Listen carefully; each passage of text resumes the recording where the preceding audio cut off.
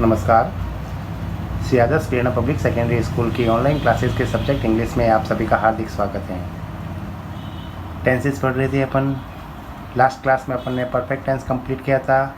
Perfect tense के अंतर्गत present perfect tense, past perfect tense और फ्यूचर परफेक्ट टेंस पढ़ा था। आज की क्लास में अपन पढ़ेंगे perfect continuous tense, present perfect continuous tense, past perfect continuous tense और फ्यूचर परफेक्ट कंटिन्यूस टेंस। सबसे पहले बात करते हैं प्रेजेंट परफेक्ट कंटिन्यूस टेंस की।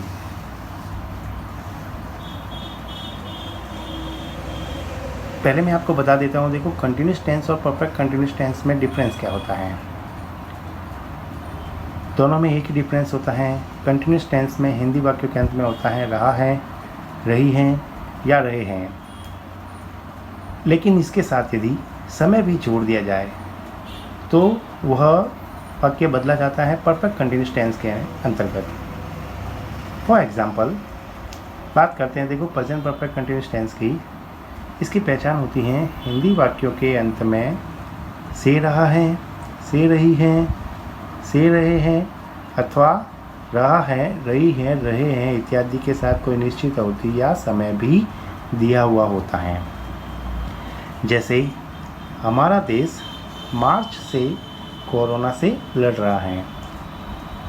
बात करें अगर इस सेंटेंस की, तो अगर अपन कहें हमारा देश कोरोना से लड़ रहा है तो वो बदला जाएगा कंटिन्यूस टेंस के अंतर्गत। लेकिन इसमें समय दे दिया हमारा देश मार्च से कोरोना से लड़ रहा है, तो इस वाक्य को अपन अंग्रेजी में बदलेंगे प्रेजेंट परफेक्ट कंटिन्यूस टेंस के अंतर्गत। एक बार फिर से मैं आपको बता देता हूँ, देखो हिंदी वाक्यों के अंत में से रहा है, से रही हैं, से रहे हैं अथवा रहा है, रही है, रहे हैं इत्यादि के साथ कोई निश्चित अवधि या समय भी दिया हुआ होता है।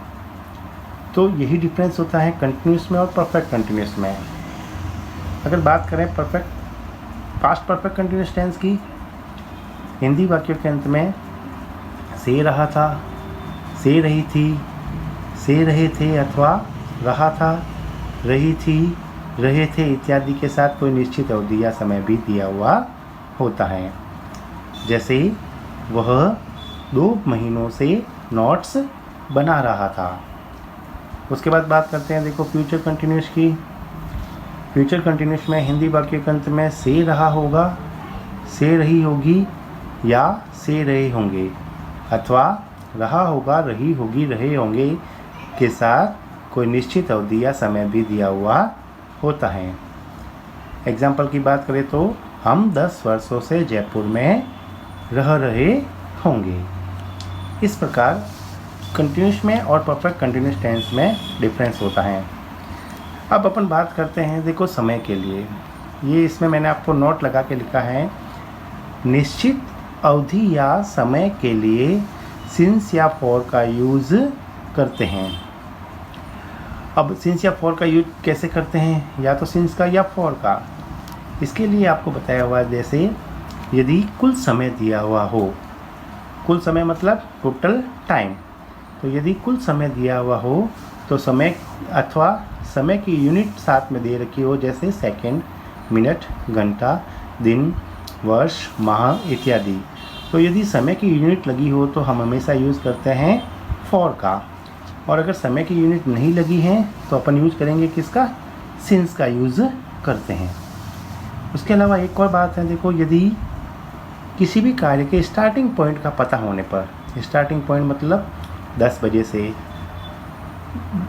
11 बजे से, मार्च महीने से, अप्रैल महीने से, तो सिंस का यूज़ करते हैं, अन्यथा फॉर का यूज़ करते हैं। तो सबसे पहले आपको ये पता करना होगा सिंस या फॉर का यूज़ कैसे करते हैं। उसके बाद बात करते हैं, देखो किसी भी वाक्य को अंग्रेजी में बदलने का तरीका। सबसे पहले बात करते हैं, देखो अफर्मेटिव वाक्य की। अपना दिया हुआ वाक्य अफर्मेटिव है, हमारा देश मार्च से कोरोना से लड़ रहा है। इस वाक्य को अंग्रेजी में बदलने के लिए स्ट्रक्चर होता है सब्जेक्ट प्लस हैज़ या have plus been plus main verb की फर्स्ट फॉर्म के साथ ING प्लस ऑब्जेक्ट, और उसके बाद समय के अनुसार सिंस या फॉर, जो मैंने अभी आपको ऊपर नोट लगा के बताया, और उसके बाद सबसे लास्ट में टाइम। हमारा वाक्य है जैसे हमारा देश मार्च से कोरोना से लड़ रहा है। अगर अपन इस सेंटेंस को अंग्रेजी में चेंज करें तो आवर कंट्री सब्जेक्ट हो गया, आवर कंट्री सिंगुलर है, इसके साथ हैज़ लग गया, our country has been fighting with corona since March. ठीक है, एक बार वापस से बता देता हूँ, our country has been fighting with corona since March. इस प्रकार अपन दिए गए अफर्मेटिव सेंटेंस को अंग्रेजी में ट्रांसलेट करते हैं। उसके बाद बात करते हैं, देखो पास्ट में अफर्मेटिव की। पास्ट में अपन के पास सेंटेंस था, वह 2 महीनों से नोट्स बना रहा था। रही थी के साथ समय दे रखा है 2 महीनों से, इसलिए अपन इसको चेंज करेंगे पास्ट परफेक्ट कंटिन्यूअस के स्ट्रक्चर के अनुसार। The structure is subject plus had been plus main verb की फर्स्ट फॉर्म के साथ आईएनजी प्लस ऑब्जेक्ट प्लस इंस या फॉर प्लस टाइम। सेंटेंस है, वह 2 महीनों से नोट्स बना रहा था। He had been making notes for 2 months। अब आपको यहाँ पर देखो टोटल टाइम पता है 2 months, तो क्या आ गया 4। वहाँ पर स्टार्टिंग पॉइंट पता था मार्च, इसलिए आया सिंस। उसके बाद बात करते हैं देखो फ्यूचर परफेक्ट कंटिन्यूअस की। फ्यूचर परफेक्ट कंटिन्यूअस में आपको दे रखा है, हम 10 वर्षों से जयपुर में रह रहे होंगे। रहा होगा, रही होगी, रहे होंगे के साथ क्या दे रखा है, समय 10 वर्षों से। अंग्रेजी में बदलने के लिए the structure is subject plus will या shall plus have been plus main verb की फर्स्ट फॉर्म के साथ ING plus object plus since या फॉर प्लस टाइम। इंग्लिश में ट्रांसलेट करें तो हम के लिए वी सब्जेक्ट हो गया, वी के साथ हमेशा यूज होता है सेल का सेल। उसके बाद हैव बीन लिविंग, रहना को कहते हैं लीव, स्पेलिंग होती है LIVE, लेकिन जब ING जोड़ते हैं तो ई हट जाता है। The spelling is LIVING। We shall have been living in Jaipur 10 वर्षों से, टोटल पीरियड पता है तो for 10 years। We shall have been living in Jaipur for 10 years। इस प्रकार अपन किसी भी दिए हुए अफर्मेटिव सेंटेंस को इंग्लिश में ट्रांसलेट करते हैं। मैं आपको एक चीज़ बता देता हूँ, देखो परफेक्ट कंटिन्यूअस में और कंटिन्यूअस में डिफरेंस क्या होता है, बीन का। तीनों ही सेंटेंसेस में बीन का यूज़ होता है। मेन वर्ब की फर्स्ट फॉर्म के साथ आएंगे उसमें भी लगता है, मेन वर्ब की फर्स्ट फॉर्म के साथ आएंगे इसमें भी लगता है। उसमें हेल्पिंग वर्ब आती है प्रेजेंट परफेक्ट कंटिन्यूअस में हेल्पिंग वर्ब आती है हैज़ या हैव प्लस बीन, और प्रेजेंट कंटिन्यूअस में हेल्पिंग वर्ब आती है is are am plus main verb की फर्स्ट फॉर्म के साथ ING।